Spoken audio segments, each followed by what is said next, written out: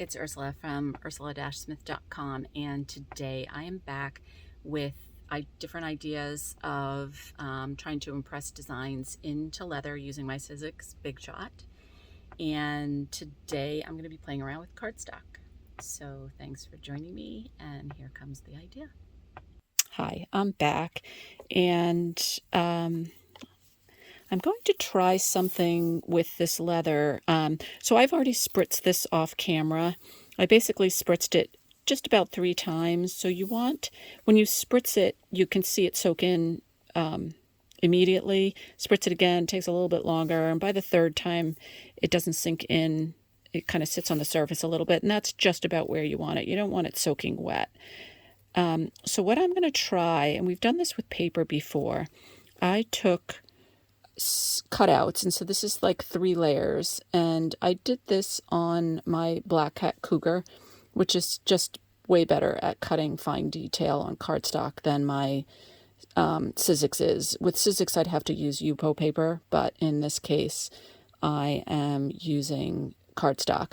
So, and just to show you, there's little teeny tiny details that I got tired of punching out and just decided, you know, I'm not even gonna bother.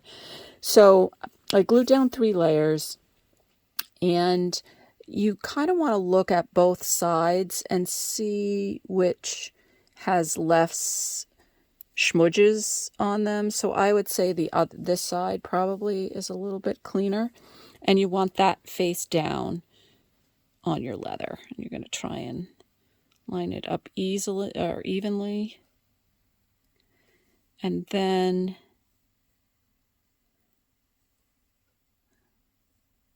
just about there. So I'm going to use my Sizzix embossing platform or mat, and right now on the Sizzix platform I have the tabs open, so both tabs are pushed to the side, so I'm just using the base platform, and I'm suspecting that's kind of what I'm going to need. All right, so I'm trying to do this where I don't get any ridges. So actually, you know what, I think I'm going to do this. And then put my embossing folder carefully on top. So you need the whole impression to be on the rubber. And then I'm going to try a couple of shims and see how that works. And then just as always, all right, so there's not enough give there. So I'm going to take this out, redo the whole thing. Sorry, you have to watch this. So I'm going to try it with just 1 tab down. And then I should write these things down, but this is the first time I've tried it with paper cutouts, so we're just going to go with it. And again, this whole thing has to be, the part at least that you're going to impress has to be on the rubber. Platform down. Still going to try 2 shims. Okay, and that's very light. But I think the other platform is going to be too much.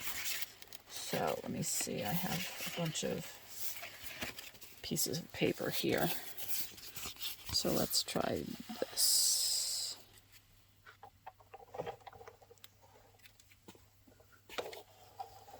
Still not super hard to roll, so let's try a few more. At this point, if I was doing paper, I'd probably switch over to my I have plastic shims, which are much thicker, but I don't have one that's like long and narrow. Okay, so that's much better. Okay, so we'll roll it back like we always do. And then we're going to try to carefully lift up. And so here's what I was afraid of. There was a ridge done or made by the platform, so I probably should have put it this way so that there was no ridge from the platform. But then if we lift up, voila. That is the result of pressing 3 layers of cardstock die cuts layered together and then glued. And again, with that little boo-boo there, I think I would lay it diagonally so that there was no, it wasn't hanging off and the platform wasn't laying on top of, laying in the middle of it. But I think that was a cool experiment. So anyway, thanks for joining me, and we'll see you next time.